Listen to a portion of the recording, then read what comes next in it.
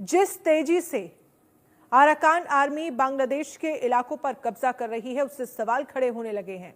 कहीं मोहम्मद यूनिस का हाल भी राष्ट्रपति असद जैसा ना हो जाए, उन्हें बांग्लादेश छोड़कर भागना ना पड़े। असम में अलकायदा है, बंगाल में अलकायदा एक्टिव है। यही चीज अराकान आर्मी कह रही है कि बांग्लादेश बॉर्डर पे ये पूरे इलाके में अलकायदा और Jamaat Islami, these are working hand in hand, ये हैंड इन ग्लव हैं, और ये यहां पे जो हिंदू हैं और बुद्धिस्ट हैं उनके खिलाफ कार्रवाई कर रहे हैं लगातार। यानी कि जो कुछ है, एक तो मार दिया लोगों को, जो बचे कुछ हैं उनको भी मारो, जल्दी से फटाफट मारो। According to a report by the Global Arakan Network, Islamists have used the Muslim population in Mungdaw as human shields and urged them to fight the non-Muslim population, Buddhists and Hindus. ये Arakan army कहती है। Arakan army ये कहती है कि साहब उस पूरे बॉर्डर के इलाके में इतना तनाव है, इतना ज्यादा दबाव है कि लोकल मुस्लिम पॉपुलेशन को यह बोला है कि तुम जाओ और तुम चढ़ दौड़ो बुद्धिस्ट के ऊपर, हिंदुओं के ऊपर, हम तुम्हारे साथ हैं। और दोस्तों, ये 11 मिलिटेंट ग्रुप्स हैं जो ये काम वहां पे कर रहे हैं रोहिंग्या रेफ्यूजी कैंप्स में। और आपको पता है भारत में भी रोहिंग्या कैंप्स हैं इनसाइड इंडिया, जम्मू में, दिल्ली में, हर जगह भारत में फैले हुए हैं।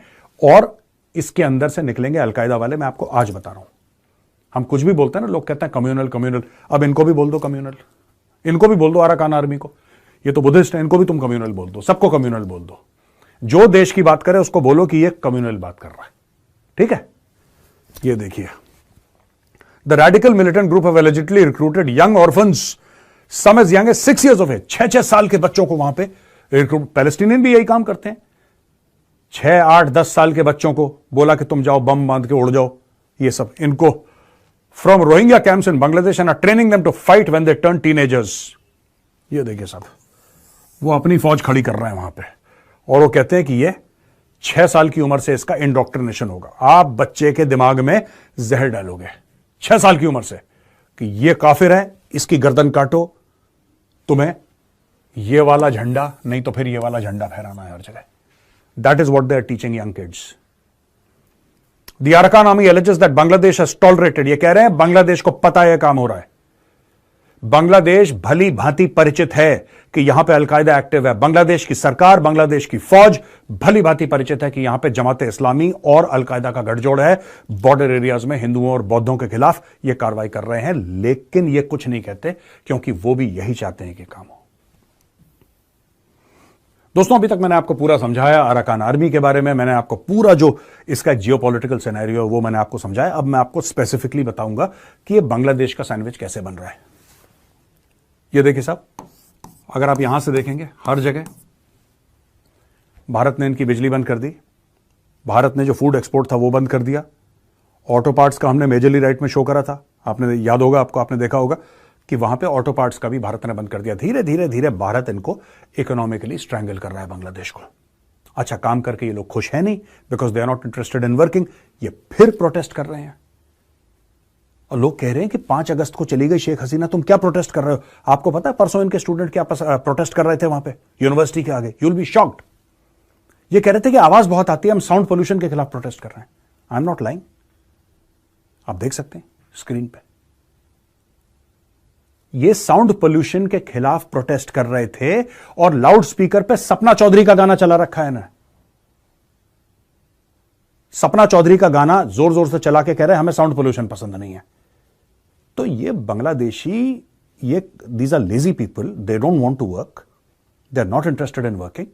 इनको मुफ्त में रोटी मिल जाए, मुफ्त में चावल मिल जाए, उसी में खुश हैं, they are not interested in working. Anyway दोस्तों, यहां से इनको भारत ठोक रहा है, राइट? इनके अंदर से इकोनॉमिक हालात बहुत खराब हैं।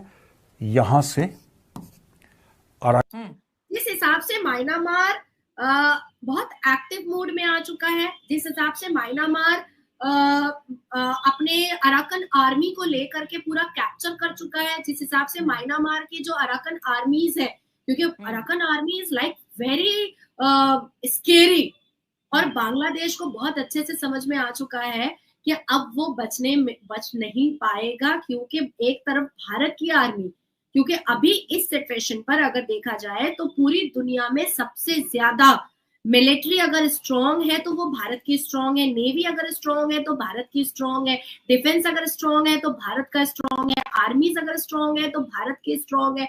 अगर आप गैजेट्स के बारे में बात करो, आप अगर डिजिटल के बारे में बात करो, आप अगर टेक्नोलॉजी के बारे में बात करो, आप अगर फाइटर जेट के बारे में बात करो, आप अगर अग्नि 5 के बारे में बात करो, आप अगर मुर्मुगांव के बारे में बात करो, आप अगर गोरखा गैंग के बारे में बात करो जो हमारी आर्मी में है, तो एक उसके बाद फिर फोर्ट विलियम में जो कमांडो है उनके बारे में अगर आप बात करो तो they are famous in world level.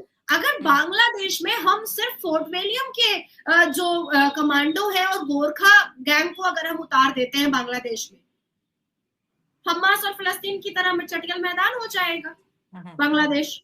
दोस्तों, आज हम बात करेंगे एक ऐसे टॉपिक पर जो बांग्लादेशी और पाकिस्तानी मीडिया को रुला रहा है। अराकान आर्मी जो म्यांमार के रखाइन राज्य में एक उग्रवादी समूह है, कैसे जिहादियों को सबक सिखा रही है और इस पर दोनों मुल्कों की मीडिया क्यों चिल्ला रही है। अराकान आर्मी म्यांमार का एक प्रभावशाली समूह है जो रखाइन राज्य में स्वतंत्रता के लिए लड़ रही है। ये समूह अपने अनुशासित और सुव्यवस्थित दृष्टिकोण के लिए मशहूर है, लेकिन अब तक जितने भी अंतरराष्ट्रीय जिहादी तत्वों ने इनके क्षेत्र में घुसपैठ की कोशिश की है, उन सबका बस एक ही अंजाम हुआ है, अराकान आर्मी के हाथों करारी हार। सबसे पहले बात करते हैं पाकिस्तान की। पाकिस्तान की मीडिया को अराकान आर्मी से आखिर क्या समस्या है? इसका जवाब है पाकिस्तान के उन जिहादी नेटवर्क में जो पूरे दक्षिण एशिया में सक्रिय हैं। पाकिस्तान के लिए म्यांमार का रखाइन राज्य एक नई जगह बन सकता था अपने चरमपंथी एजेंडे को आगे बढ़ाने के लिए, लेकिन अराकान आर्मी ने इन जिहादी तत्वों को रखाइन में प्रवेश करने से पहले ही खत्म कर दिया। अब बात करते हैं बांग्लादेश की। बांग्लादेशी मीडिया का रोना क्यों शुरू हुआ है? इसका कारण है रोहिंग्या संकट और उसका लिंक जिहादी तत्वों के साथ। रोहिंग्या शरणार्थी शिविरों में चरमपंथी समूह अपना नेटवर्क बनाने की कोशिश करते हैं, लेकिन अराकान आर्मी ने उनकी हर चाल को नाकाम बना दिया। बांग्लादेश की मीडिया इस वजह से नाराज है क्योंकि ये चरमपंथी तत्व उनके सीमावर्ती इलाकों में भी समस्या पैदा कर रहे हैं। पाकिस्तानी और बांग्लादेशी मीडिया इस मुद्दे को ट्विस्ट करके अपने एजेंडे के लिए इस्तेमाल कर रही। कहीं अराकान आर्मी को इस्लाम दुश्मन कहा जा रहा है तो कहीं उन्हें अंतरराष्ट्रीय साजिशकर्ता बताया जा रहा है। लेकिन असली वजह यह है कि इन जिहादी समूहों की नफरत और उग्रवाद अब उनके अपने ही मुल्कों को नुकसान पहुंचा रहा है। अराकान आर्मी की इस रणनीति का असर सिर्फ म्यांमार तक सीमित नहीं है। जब एक क्षेत्रीय समूह अपने क्षेत्र में शांति और स्थिरता बनाने की कोशिश करता है तो दुनिया को इसका समर्थन करना चाहिए। जिहादी समूहों का फैलता नेटवर्क सिर्फ एक मुल्क के लिए नहीं बल्कि पूरे दक्षिण एशिया के लिए खतरा है। दोस्तों, अब आप समझ गए होंगे कि कैसे अराकान आर्मी अपने क्षेत्र में स्थिरता लाने की कोशिश कर रही है और कैसे बांग्लादेशी और पाकिस्तानी मीडिया अपने एजेंडे के लिए इस मुद्दे को ट्विस्ट कर रही है। ये समय है सच और प्रोपेगेंडा के बीच फर्क समझने का। आपका इस विषय पर क्या विचार है? कमेंट में जरूर बताएं। मिलते हैं अगले वीडियो में एक नए टॉपिक के साथ। तब तक के लिए जय हिंद।